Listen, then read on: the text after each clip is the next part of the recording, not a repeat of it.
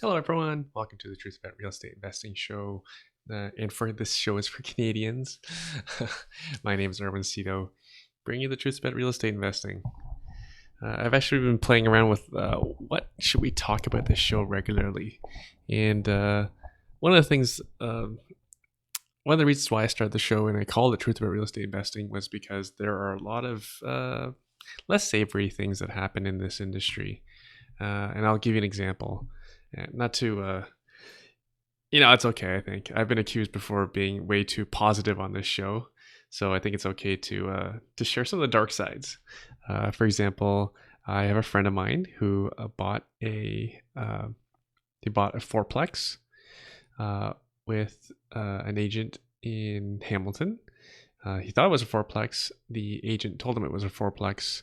The problem was that the selling agent was also the buying agent representing this client, and he didn't fully disclose that it wasn't actually a legal fourplex. It was only a legal two-family home, a legal duplex. So the client paid for the house, and he paid good money, expecting it to be a four-income property. And on the day after it closed, a city bylaw officer knocked on the door to inform my friend that it was actually a two-family home and the house would need to be reverted back to only having two occupants. So roughly half of the income was lost on the property. And when you lose income on a property, you also lose value on the property. So there were a lot of things that went wrong with this deal. One was people who were making money on this deal were dishonest. And on the buyer's side is they should have done their own due diligence on the legalities of the property. Each city is different in how they recognize legal use of a property. In Hamilton, where I do most of my business, there is a document you can obtain from the city called a zoning verification, right? In Hamilton, that's the only way to prove legal use of a property. So, for example, whenever I complete a legalized duplex conversion, as in I take a house and I convert usually the basement into a separate apartment, I get permits, and then when I'm done, I get a zoning verification as proof that my property is operating legally. So then I can always present that to future buyers of the property, so they know that my property is legal, and also it's useful when giving to appraisers, so that they can appraise my property for a higher value than a regular vanilla single family home. Anyways, so the lesson is always do your due diligence. Never listen to anyone who makes a commission on you doing a sale, and vet your team for morals and ethics. I've said it before on this show, I'll say it again. There is there's lots of really good salespeople who are talented in real estate, and there's a whole bunch of people who have really strong morals and ethics. But when you intersect the two, there's actually a very small number, I believe, that fits into between the two. And because I'm talking specifically about investment property, there's very, very few investor specialists, and then only some of them have the right morals and ethics, I believe. So do due diligence on both the property and the team that you're working for, who you take advice from. On to the show. Where to begin? It's been a crazy, crazy week for us in the Zito household. We bought a house. We weren't looking for a house. A house hit the market, and it happened to hit almost all of our check boxes. It's closer to our office, so we're able to move our kids closer to us. The new house checks many boxes that we were looking for, and we weren't even looking because our financing wasn't ready. Anyways, the house has a pool. It backs onto a pond. It's always been Cherry's dream to have a property on water. This is just a small pond. The house has a walkout basement and in-law suite for my nanny. The house is fully renovated. It has great schools in the area, and they're all walking distance. It's kind of funny with all this going on, because I see my handyman working at my house more than ever. Normally, it's for you investors. You know how this is. My house gets no investment. It gets no love or attention at all. Normally, all our investment properties get all the investment. We never even painted our house before we moved in. The only significant renovation we've done to the house is we did Cherry and I did our small master bathroom when we moved in. And what did we do? I think all we did was turn our tub shower into a stand-up shower. That's it. That's all we pretty much did. Uh, and now, 7 years later, the house is finally getting painted as we get ready to sell it. It's a funny thing to move homes. My kids were born here, and my vision was to leave this house to our kids for when they settle down. But plans change.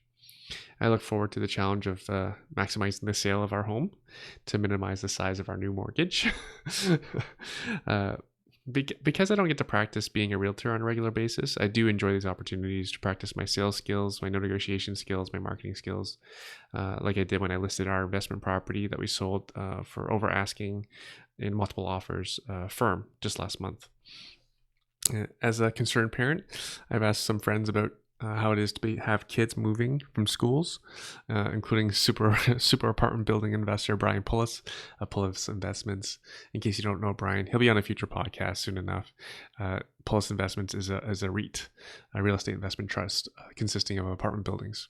Anyways, one of the silver linings of the pandemic is my kids can't play with the neighbors' kids, and only half the students of their classes actually attend school in person, like my kids do. So there isn't the attachment issues to saying goodbye to friends like it would have been if it wasn't a pandemic. The news house, as I mentioned, has a pool. All the parks are closer to home, and they're bigger. I don't know what it is about Oakville, but everything seems to be bigger and better in terms of like public equipment. Anyways, the parks are closer to home. The rear pond, it'll freeze in the winter, and so people actually skate on it. It's actually enclosed by houses as well, so a lot of people don't even know it's there, so it's kind of cool. So it won't be that busy. I look forward to teaching my kids how to skate on the pond that's right behind my house. So lots of fun things to do in the future. As the year of 2021 is winding down, I've done a lot of reflecting with Cherry and my teams on how this year went by, and it went by fast. And at the same time, I think it aged us at least 5 to 10 years. I'm looking forward to slowing down in December to recharge, as it's been quite a sprint in 2020. Even without doing a conference this year, we still did a bunch more than we planned to do. We delivered a bunch of emergency webinars with tenant management experts, with Cherry as my government subsidy expert, with Diane DiGomenico, my super property manager friend, who also happens to be a paralegal. We've pushed hard to support our clients. It's been a banner year for all of our businesses. Thankfully, the government stepped up with CERB, and that made being a landlord not so bad. From all reports, very few landlords are without their rent. We talked to several investor clients off the ledge back in like February and March. I had one client tell me that his mentor sold all of his investment properties, including apartment buildings, and he was asking me why I wasn't doing the same. Why wasn't I selling off my portfolio? In hindsight, we got lucky, and we've actually had one of our best years ever for price appreciation. So unfortunate for this gentleman's mentor. Stock Hacker Academy, in partnership with Lee Lowell, the best-selling author, godfather of stock options, was a massive success. We have now one more method to help hardworking Canadians to create six-figure side hustles aside from investment real estate. This has been like the answer that I've been looking for. Many of you investors have been looking for to make up for the reduced cash flow of investment real estate. I know some of you guys are investing in like Windsor, Ontario, or like Sarnia, or like North Bay. You go far from home for cash flow. My thing is like, what's next? I joke with my Windsor friends, like, what's next? You're gonna go to Detroit? Maybe they do, but it's not necessary in my opinion anymore. I'm not so worried about cash flow from real estate when I'm able to stock hack from my laptop and my phone. We actually had feedback. From some people that we mastermind with, that Cherry and I's big, hairy, audacious goal of helping 10,000 folks create six-figure side hustles for themselves. They thought that number was too low. They thought 10,000 was too low. Well, let's hit that 10,000 first before we add a zero to it. The website is stockhackeracademy.ca in case you're interested in learning how to do stock options. I know many of you are skeptical, which is totally cool. I was skeptical too. I held off for 2 years until Adriano Grand convinced me to trade. And just like real estate, the most common regret among stock hackers today is why didn't they start sooner? And they ask the same questions. Why isn't everyone doing this? For you real estate investors, I think you know exactly what I'm talking about. Why isn't everyone doing this? So it's not the worst thing at all. It's not the worst thing to wait. Our last course, the most recent course that we did in October, it was, in my opinion, the best we've done. And the next one that we do in 2021 will be the best that we have done as well. We actually plan on rolling out many additional educational modules to ensure the success of our students. I want to have an even higher rate of successful students. 2021 will be a big year for our Wealth Hacker community, and I hope you'll be a part of it. Fingers crossed, we can deliver a live and in-person conference in late 2021. If not, then that'll be early 2022. I'm already working on our second major keynote speaker, and I'm pretty stupid excited about it. On to this week's guest. We have Dave Knight, who is a full-time police officer who outside the workplace has been able to grow a multi-million-dollar rental income portfolio, who has since written a book, an audiobook. Is written an audiobook, right? Spoken in an audiobook, recorded in an audiobook, and created a course intended for first responders to expose them to the many possibilities to invest in real estate. Full disclosure, Dave is a past client of ours, and he's a friend. So like many of my friends, I'm teaching him how to stock hack so that he may share this with his community as well. After all, everyday heroes, first responders, they need six-figure side hustles as well. And thank you to all you first responders for your service. I give you David Knight. What's keeping you busy these days? Oh man, I got so much on the go. I'm obviously working, so still doing my shift work on the road and trying to find off-market deals and doing my flips and conversions, and then working on just finished up my online course. So looking forward to releasing finished. that. Yeah, I'm a little premature here, but I got I'd say about 2 more weeks, and then I'm getting ready to launch it. So whenever this comes out. Sick. Yeah, man. I'm really excited. I worked super hard on it. So harder than the book? Harder than I worked really hard on just creating it, right. Just the whole course. So for example, I have people from the US and Canada and different niches, and I got like CPAs, brokers, other investors, and it's a real crash course, boot camp style course. So it's it was a lot of pressure because I don't want to be that guy that's just selling courses. So, and to sell to my own community, I have that little extra pressure on myself, I feel. So it's taken me like all year to pretty much put it together. All right. But yeah, I'm excited for that too. So just keep them busy, man. Who's your community? First responders in Canada and the US is who I consider my community. So they all have big fat pensions? What do they need to worry about investing for? Well, it depends on who you're talking to and where. It depends. Not the same tone the south of us where it is here in Ontario, but there's a lot of stuff changing even in our own backyard here, man. Like they just guaranteed indexing, they just passed that for OMERs. So basically if the board members feel that the fund is unhealthy, then they can stop the guaranteed indexing, which is basically the inflation of the pension. They just passed anyone who wants to commute their pension, which is what I would want to do. So I don't want to keep it in there. I want to take it out and control the dollars. They just, as of December 1st, depending on your age, up to 15% decrease in the whole, in your commuting value is decreased. So moving forward, you got to take that 15% that you've now lost. So they're encouraging you to keep it in because, you can see how, things can get depleted real quick, right? Yeah, I'm not a big fan of other people controlling my money. No. I've never been. Anyone who's listening to this show probably has an idea of that. Yeah, those are just 2 examples. But that's just back here. overall, it's still very strong. I can't complain. But you go down south, man, like they're pretty much bankrupt in New York, Illinois, Those are third world countries, right?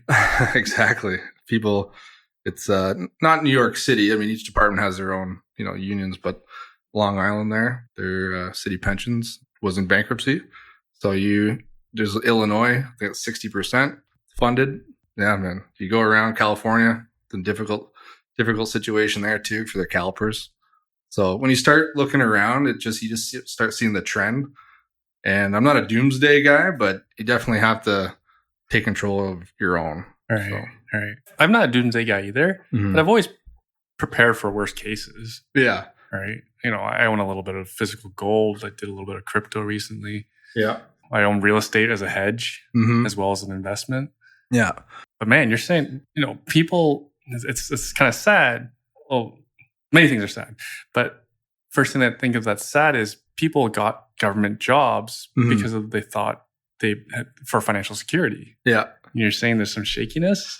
Well, and you can kind of think beyond that too. It's just, there's nothing wrong with the great pension that you get, but if you want more than that, I mean, I'm in the mindset of go out and get it.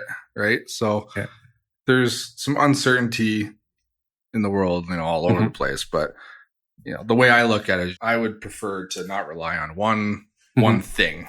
Right. So, and when you start talking to other people, when you start working out, start networking and start talking to people outside your own backyard, you're like, holy shit, there's different things going on in different places of the world or, even just half hour down the road, so it just opens your eyes. So that's what motivates me to do other stuff too. So I just share what I'm doing and what I think. And there's a lot of people that share it as well. So it's been a fun little ride for the last couple of years. Awesome. We'll get back to the course. So you are a police officer? I am. Yep. Why don't you ever dress up? I'm always disappointed. I should have told you. You want me to dress up here? You want me to come in? Yeah. That would have been fun. No one knew you were coming. So actually, I just had block training, so my stuff's at home. So that would be interesting if I brought that in. Completely side note. Yeah. We were talking about many things with friends and family about cops in the States, like they should do a better job. And I said to my little cousin, how much would someone have to pay you to do that job? Everyone's armed. It's a different world down You have there. a little gun. Man. You don't get paid much. Now you're telling me the pension ain't there. Yeah. How much would you have to get paid to do that job? And I said, there's no number for me. Yeah. Well, don't misinterpret me. I'm not saying the pension's not there for a lot of people. That's just my point of view. Things are changing. But two, man, it's a different world down there for sure. And I mean, I'm complete opposite end of the spectrum. I mean, where I work, I don't want to say where, but it's just, I'm very fortunate. It's not, there's no ghetto. I mean, people aren't walking around with guns. So, if there was a place to work, it's like the country club of townships and regions. So, I mean, the opposite end of it, some people aren't getting paid as much as I am or we are up here. And they're dealing with like 10 times worse, more shit. Yeah. So, and they're all armed. And they're all armed. And you don't know. And it's just like the culture is just completely different, right? Like every traffic stop, you don't know if someone's armed. And, that can happen here too. And we still have our stuff that obviously we deal with, but it's just next level. And they don't get paid. They don't get paid as much. Yeah. It's crazy. I know. Because I remember watching a program where I don't know how accurate it was, but this gentleman took a concealed weapons license course as a weekend course in Florida. Yeah. After the weekend, he could have a concealed weapon. Yeah, that's wild. Right? And I don't even know if there's any documentation around it. So if you pulled that gentleman over, would you know? Yeah. I'm guessing no, because they're so private about these things. Yeah. Could you imagine that? You worked in that environment? No. Up here, everything's all registered. And aside from long guns now, but it's, it's like I said, it's a different world. I don't know how else to put it. It's just a different world. And the point I was trying to make I think it was my little cousin I was telling this about is, we're so grateful. We should be so grateful to be here because like none of my cop friends carry their gun. Yeah, no, I know. And there's some areas that actually they encourage you or they want you to carry it off duty. Yeah. So I don't know. I keep repeating myself, but it's wild. And that, and that's just policing too. But you go on different, you go to fire, paramedics. There's a lot of guys out there working double jobs just to kind of keep things going. So like even for my podcast, and we were talking off air, like that's why it's completely different, thirst, I guess, for down there for the US versus up here, because people are like, just like you said, well, we get good pensions and make six figures. So what the hell, like, why do we need to do anything else? And it's like, well, yeah, I guess you don't. But if you want to, just look at our buddies down south, and those are the ones I guess I'm kind of talking to a little bit more than even up here. But it still ain't pretty here, because a friend of mine, his wife is an EMT in Toronto, and she responded to that call on Yonge Street when that gentleman was driving that white van and running over people. Yeah, that was brutal. Right? I don't think people, like, mental health is finally getting a lot of the attention it needs. Now think of the people that had to work that scene. Right? Yeah. No, I know. And many other scenes that don't make the news too. It's an everyday occurrence, in some shape or form for a lot of us. So yeah, man, it's just, it's one of those things where it's glad that the mental health side's starting to, get a little bit more light of day, talked about, and it's okay to talk about. It's okay to say that I'm having issues, and the resources are there. Like, even with our benefits, I may be knocking, some of the pension stuff, but the benefits now, we just got a lump sum of that we can actually use. And I'm actually going now to see a therapist. I go, every other week now. And not that there's anything wrong that I'm having issues with, but it's just good to stay on top of it. And they encourage it at work now.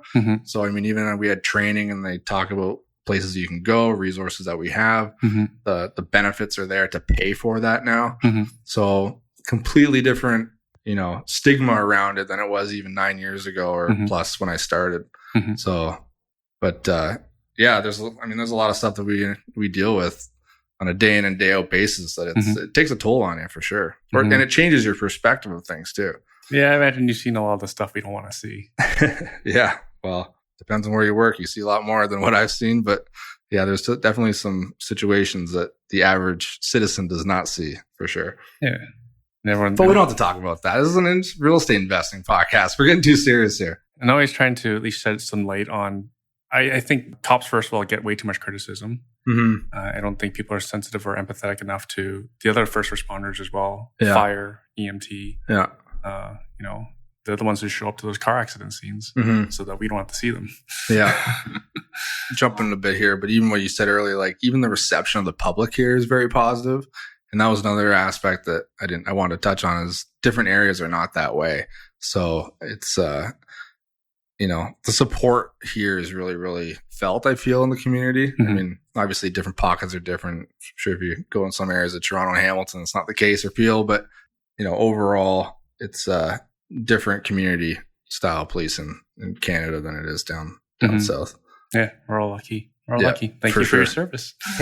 No problem. Thanks to everyone out there as well. So you didn't just put together a course knowing nothing about real estate. You are a real estate investor. Yeah, I am. But actually, I wasn't planning on talking about it even when I got on here. But so I just finished up. And the one thing I've, after doing the podcast for a couple years now, getting people on the podcast and just meeting and networking.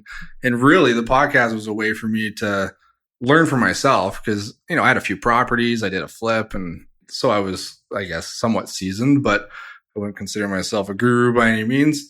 And the purpose of the podcast was just to share information about investing, similar to what you're doing here, but just talking to, again, my own community, who we don't really have these type of conversations. So I was fortunate to network with a lot of people and actually bring them on the course. So they're talking about different areas of investing, whether it be active or passive. And that's the basis around the course, is simply, if you're just starting to invest, then I think a lot of us, even myself, were confused because it's just like so much.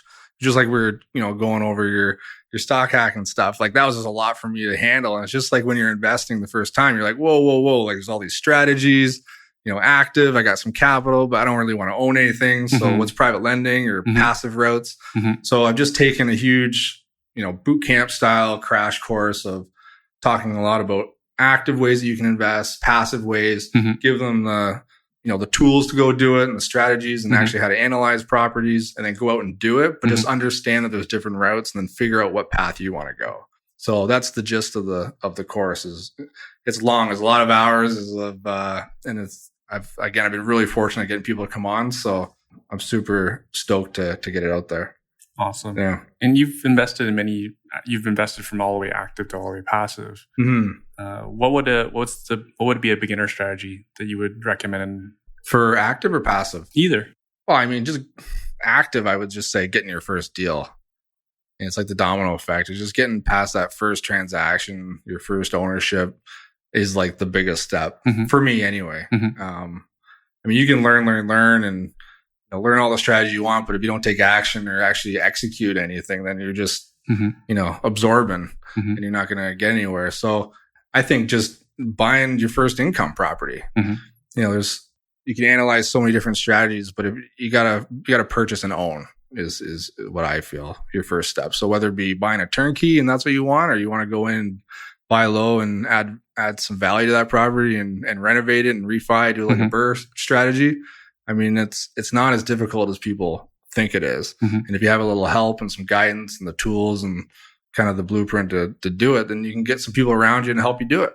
So yeah, just for active first step, just whatever it takes to get your first income property, I think is a huge step in the right direction. Do you remember your first investment property? Yeah, first was what was it? Well, technically, I rented my own house there that I bought. So I actually, so what happened was ultimate house hacking. it was, though it is actually, it was the ultimate house hacking. So I bought my townhouse, but I literally couldn't afford to live in it because I just got my policing job and I went to police college. And my salary was cut in half because I owned a painting business before. I had some people working for me and it was operational for a few years. And then I got into, policing. So I bought it. And then rather than moving in with no furniture or nothing, I rented it out for 2 years. So otherwise I would have been moving in with lawn chairs and was a milk carton with a TV on top of it, something like that. So I rented it out. And then when I finally moved in, I had a buddy move in with me. So I was kind of house hacking and a landlord right from the beginning. And I didn't even realize what I was doing. So, and then it just blossomed into taking the equity out, getting the second property, and then learning about student rentals. And that was where Tim actually came in. And that's how we kind of connected at Fantastic. one point. I heard him on your podcast. So it is. That's I actually didn't know that's where the connection was. Yeah. We'll come back to Tim because Tim's a good friend. Yeah. Do you remember what you bought the townhouse for? What did I buy it for? I think it was like two. Yeah, it was crazy, eh? 270, I think. Where was this? In Burlington. No. Yeah. It was a Brandhaven home, new build townhouse in Aldershot. Oh my. On Plains Road. What's it worth now? I sold it. What did I sell it for? Sold it for $520 or something like that. I can't remember, something around there. Low fives. Any idea what it's worth today? It's gonna probably about 100 or 80. So, right. But it's around the 6 mark now. But everything's gone crazy in the last 6 months. So who knows what it's at? Yeah, even experts like yourself can't predict everything. Do you remember what you rented it to your buddy for? Yeah, I think it was like. No, I can't remember. 1,200 maybe, 1,400. Damn, something like that. Yeah, not very good buddy, huh? No. I didn't know who rented it. Oh, okay. This is a single family home rental. Okay. But then when I moved in it, yeah. Hey man, you're paying everything. I'm just freeloading. Yeah, I think it was like $600. Okay, that's more like buddy rent. Yeah, that is buddy rent. And and it was a bit of a revolving door for a couple of years after that, but it was all around like 600 to 800, something like that. So I hope more people are doing these things. House hacking. Man, it helped me out a lot. I mean, I'd say the first year I just blew it and was loving my weekends, but it was just, and then I started saving it, and then that's what actually, along with that, and just had that extra cushion saved up. Like it helped a lot, house hacking. So I encourage everyone to, understand. There's different ways to house hack. People get really creative with house hacking. But for me, it was just simply just renting out a bedroom. So. I'm actually seeing more from tenants as well. I remember I had a student rental that I converted to single family, and I had 4 young adults come together. Yeah. Right. That's a form of house hacking. None of them were dating. Like they're all single individuals. Yeah. It's actually funny because before I rented to them, I had this couple come to us and their combined income was like not much, like maybe 40,000. So not enough. Yeah. And like, well, they're like, this is what we want.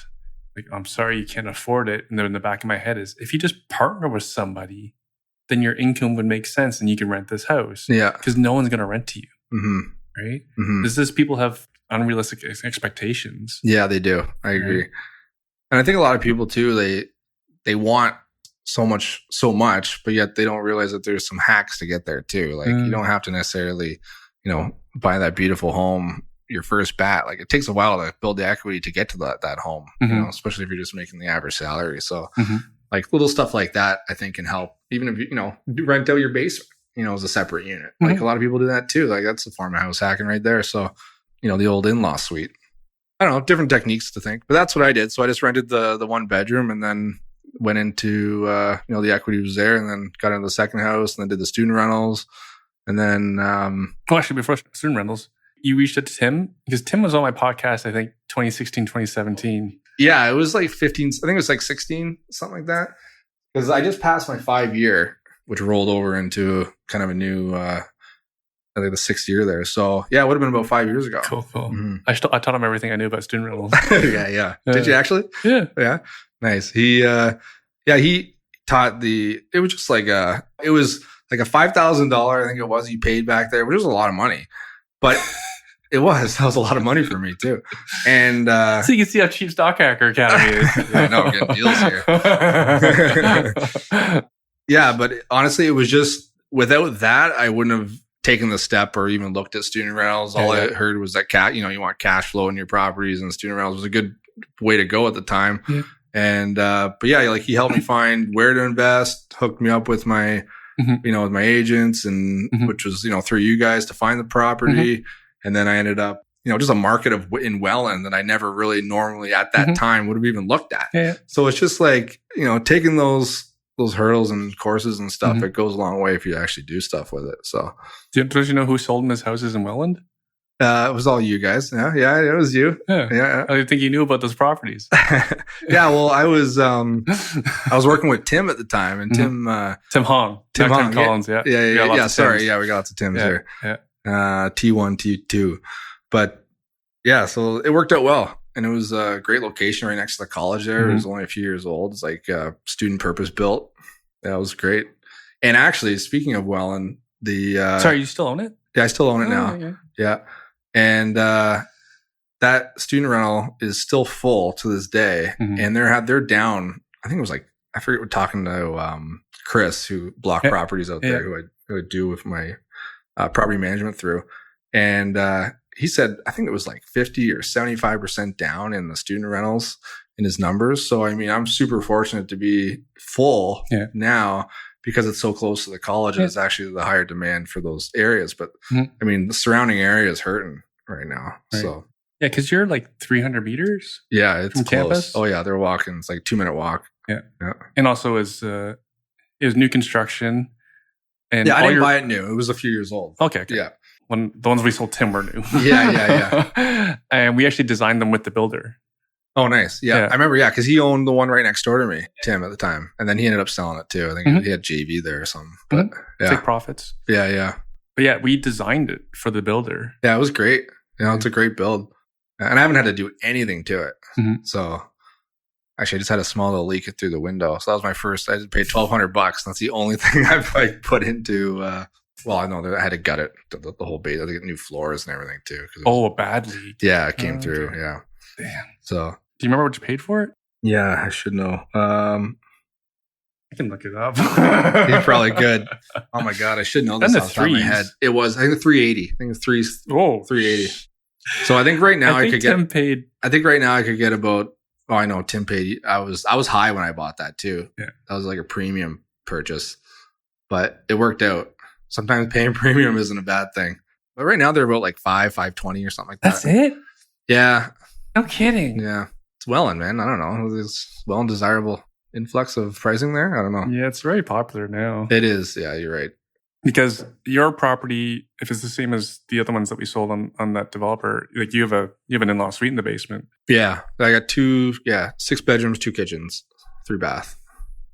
Oh, to 6, eh? Yeah. Do you know how much you're getting in rent? Right, can you do right now? Yeah. 32. Nice. So, which, I've talked to other people, they got that 7 bedroom in there and that's a killer. I mean, if you can, you can crush that 7th bedroom in there. And I was going to put it on the main floor, and then Chris, my property manager, talked me out of it.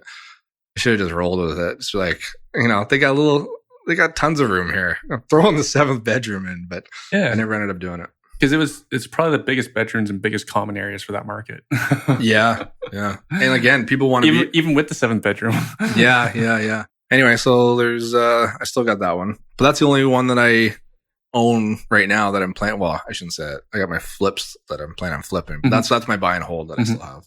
Now, before we move on though, like you got help.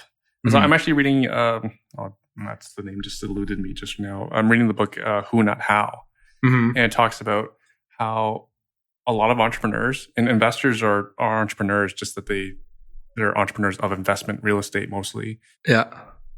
A lot of us focus on learning all the skills versus instead of going out and finding the people that already have all the answers. Essentially, I think it's a major mistake many people make early on. Yeah. Versus you, pretty smart. You went right to someone who already knew everything. Yeah. You already owned the exact property that you wanted.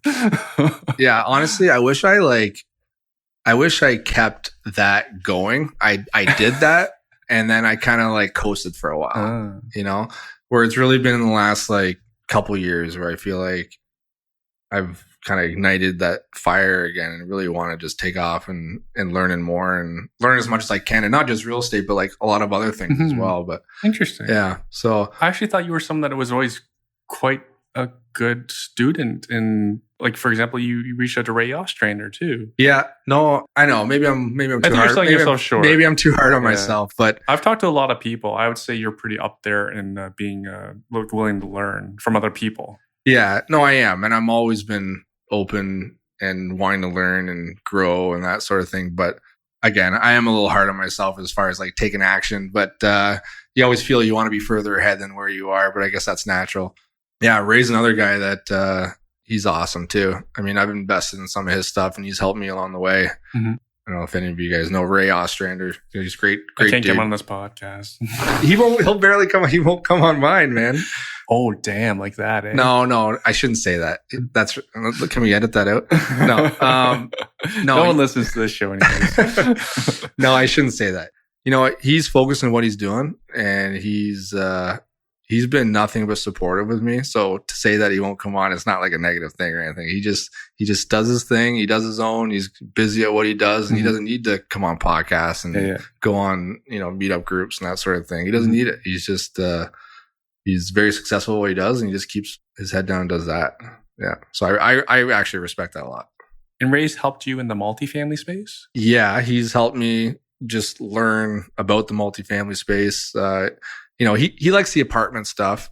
Not to get on too much about Ray, but he likes the large apartment stuff. So he likes the higher yield cash flow type of apartment style investing. So he's helped me focus towards just how multifamily works, how to focus on cash flow and a higher yield, and how to get a higher return on your investment versus just buy and hold and sit and wait for rather than waiting for the appreciation alone, I guess, which is a lot of people think of. They don't think of the different ways that you can invest. So, were you going down the path of like general partnerships and limited partnerships, or even REITs, or not REITs, but so limited partnerships. So I sold a few of my properties, and that's what I dumped it into.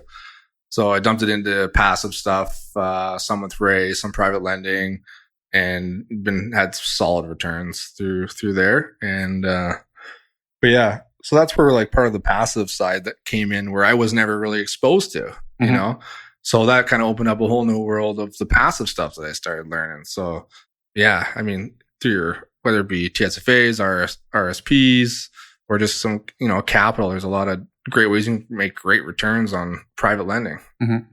What kind of private lending do you look for? Well, through the limited partnership, and then I'll do like some short-term loans for people as well, some private lending. Individuals or? Yeah, individuals. Yeah, on different projects, not just real estate, but other stuff too. Through a broker, or are you doing it? No, just through myself. Oh, cool. Yeah. Hardcore. People you find on your podcast, or people you already know? Both. People have lent some money too for renovations, that sort of thing, and then just some private investments too. Cool.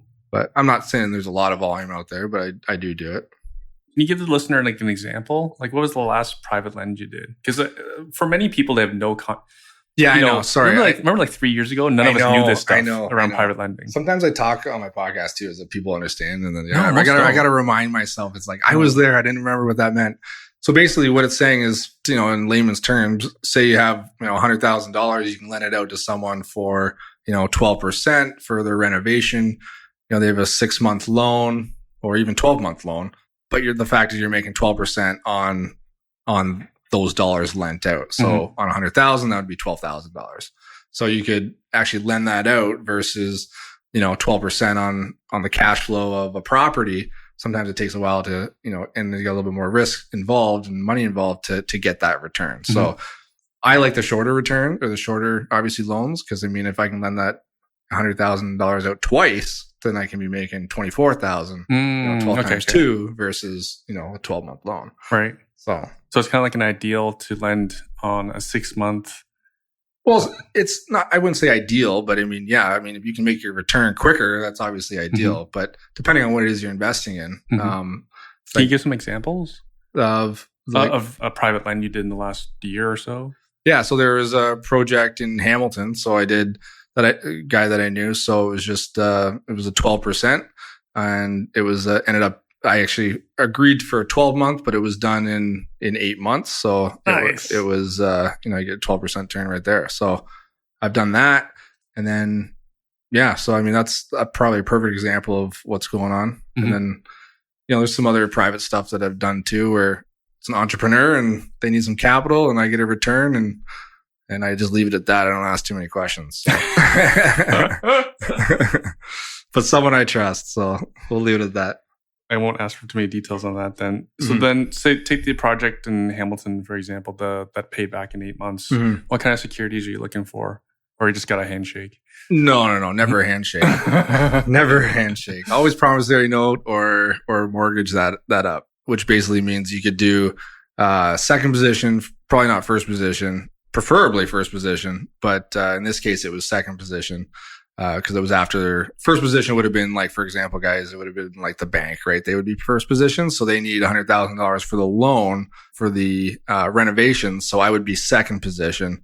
So in idealistic, no, you always want to be in first position, because second position is always, you get the leftover crumbs if anything goes south. But in this situation, I was willing to take that risk. Right. So, well, first it'd usually be more money and lesser rate. Yeah, exactly. And 12% is a pretty solid return. So, so that was, that's it. Eventually it'd be nice to get in the first position, larger loans, and then you can, eventually get in that first position. So if anything does go south, say the market drops 20% or, just the renovations go south, something happens, you can take over and, take over that property at a good price. So depending on what the loan to value would be for the borrow. So. If anyone thinks this is expensive for a private, when we're done recording, I'll show you what a bank sent me for a private. Really? Yeah. I had no idea, but the banks actually have a division that actually has private money. Oh, yeah? Yeah, they'll broker the deal. I have heard that, but I have the email. I'll show it to you. Just give me an example of what the rates would be though. Oh, it's like the lender fee was 3% itself. Oh, wow. Yeah. Interesting. Yeah. Isn't that crazy? But what kind of hoops do you have to jump through for that? I don't think much. So you can get private lending for 3? No. That's just the lender fee. Oh, sorry. There's still an interest fees. rate. Okay, sorry. I thought you were saying you're getting hooked up for a lender fee at 3%. I was like, you got to hook me up with that guy.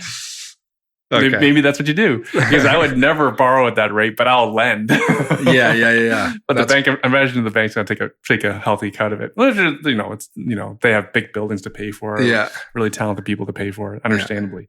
Just want to finish off this example. Yeah. And on the flip side too, that's what I'm doing for my stuff that I'm doing right now, where, I'm taking the loan, but then I'm doing my renovations through loans through other people. So I'm paying them 10% and they're funding my renovations.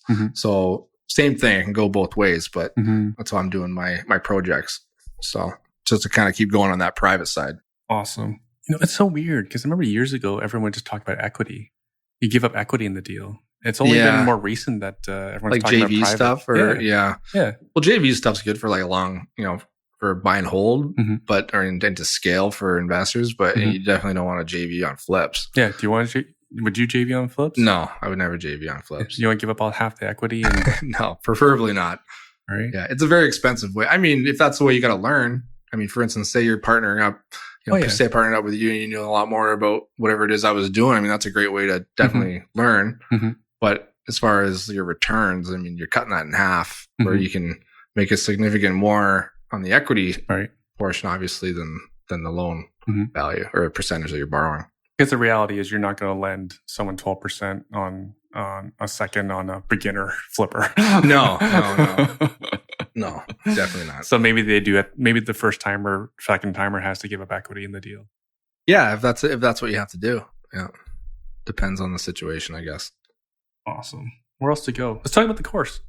Hey, man, I haven't talked about it yet, so I don't have any script here, but I'm just. This is the first time you're talking about the course? You haven't Yeah. talked about it on your own podcast? No, not really. To be honest, I mentioned it in like the intro, saying like I'm getting ready. Email me if you're interested, kind of thing. But and it's been like the same intro for too long. People are like, "Is this thing actually coming out? Like, what the hell's going on?" But yeah, man, I'm super excited. I've honestly been working so hard at it, and I've just I put my heart into it because like I created it in the sense of, and you don't have to be a first responder, but this is who I'm trying to obviously send it out to, is like just your first time investor. And I kind of mentioned it before, was just understanding at ground level what's available and then pick a direction. And at least you understand the different ways that you can invest. And that's kind of how I packaged it up. So. And what are the topics you cover? Oh, everything I've had. Private land. From the private side, you want to do passive. I've got brokers on there. I got private lending. I got syndicators on there. I got people with other investors talking about their experience all the way from active. I got everything from brokers to wholesalers to other investors to CPAs to people talking about strategies that we can use, house hacking techniques, everything from A to Z. Literally, it's like something that I wish I had right from the get go. Where can folks learn more about it? They can email me or go on. No, we don't do emails here. You don't do emails I there. still get complaints from past guests about the emails they get. Well, what if it's dedicated? Okay, just go to my. If it's dedicated, you're just no, warned. Aaron, this is your podcast. If you don't want me to put No. it, Pat. It's a courtesy to the guest. Fair enough. Well, I'm not sure what's going to change next week, so we'll just go to my website 911wealthnetwork.com, and if it's up there, then it's ready, and if not, stand by. How about that? Awesome. So. And then, what about your podcast? Where can they find that? First Responders Wealth Network. You can find that on all the platforms. So Apple, Stitcher, Google. I don't know who else. What other platforms are there out there? That one that Joe Rogan got on. Spotify. Yeah. I'm on Spotify too. Awesome. Yeah. Here's an opportunity for you to give a request, because I personally think that first responders people aren't nearly empathetic enough to first responders, especially cops. What's something that people could do to be more kind to cops? Just be honest. I mean, they will. I wasn't speeding, officer. No, I was speeding. I fucked up. We appreciate that more. No, honestly, just comply and be honest. I mean, if people will just comply and be honest, there's interaction with any cop. For the majority of the situation, I would assume will go a lot easier and a lot smoothly, and it'll be a lot better for you and the officer in the situation. So, all right. I got pulled over speeding like a month ago, and the cop was he's very courteous. It's middle of COVID, right? He's like, "Can I touch your driver's license?" Like, because it's still pretty early in COVID. Yeah. Everyone's concerned about these things. He's trying to be sensitive to me, right? And then he's telling me that you have the right to go to court. And like, no, man, you got better things to do. Like, I know, and that's a lot of time. I'm like, he's thinking about me. Like, no. You gotta go catch bad guys. I'll go pay the $50 fine, no problem. Yeah. You gotta be on the street. I don't want you in court. Yeah. I want you catching bad guys. Yeah. Well, that's a perfect example. Just don't be a silly bugger when we're pulling you over. I mean, don't give attitude. Just we're people too, dealing with this, day-to-day operations that we got to do, right? So I think that's the number one tip. Awesome. Yeah. All right. Maybe not the best, but the first one that came to mind. You're going to beat me at shooting zombies? I'm excited for this. Yeah. I just told you I just had block training, so my trigger finger's all warmed up. I'm ready to go. Awesome. All right. Yeah. Looking forward to it. Thanks for doing this, Dave. Thanks, man.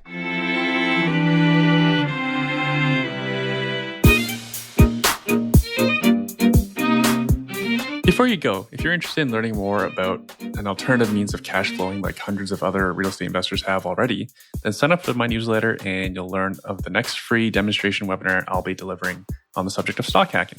It's a much improved demonstration over the one that I gave to my cousin Chubby at Thanksgiving dinner in 2019. He now averages 1% cash flow per week, and he's a musician by trade. As a real estate investor myself, I got into real estate for the cash flow, but with the rising costs to operate a rental business, it's just not the same as it was 5 to 10 years ago when I started. Never forget that cash flow reduces your risk. The more you have, the more lumps you can absorb. And if you have none or limited cash flow, you're going to be paying out of your pocket, like I did on a recent basement flood at my student rental in St. Catharines, Ontario. If you're interested in learning more, register for free for my newsletter at www.truthAboutRealEstateInvesting.ca. Enter your name and email address on the right side. We'll include in the newsletter when we announce our next free stock hacker demonstration. Find out for yourself what so many real estate investors are doing to diversify and increase their cash flow. And if you can't tell, I love teaching and sharing this stuff.